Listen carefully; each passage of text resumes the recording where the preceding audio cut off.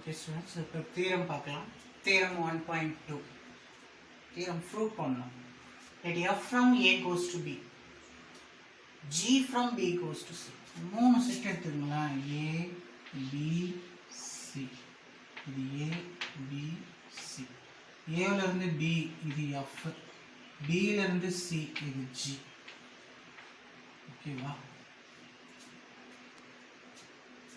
f and g are 1-to-1 function. f and g are 1-to-1 function.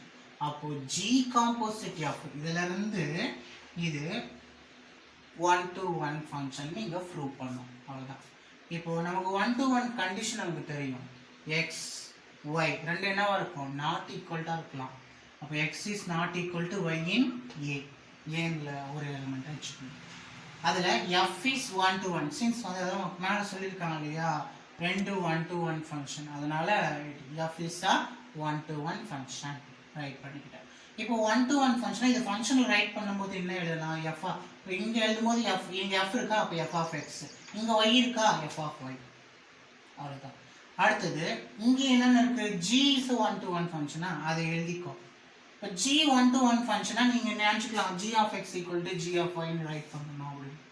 ஏன்னா அவன் முன்னாடியே சொல்லிட்டான் f composite g composite f ன்றது 1-to-1 ன்னு காட்டுங்கன்னு சொல்றாங்க.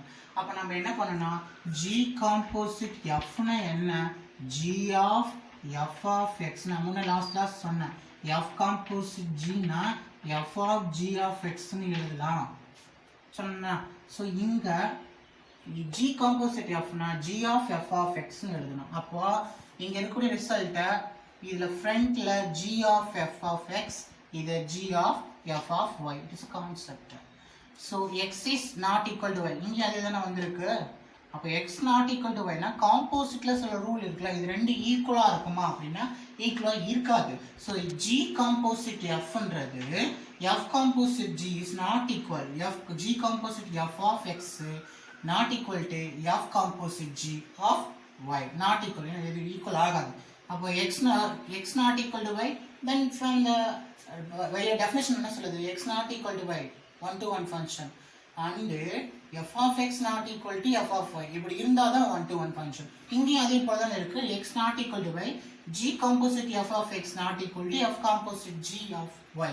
So therefore g composite f is a 1-to-1 function. That's all.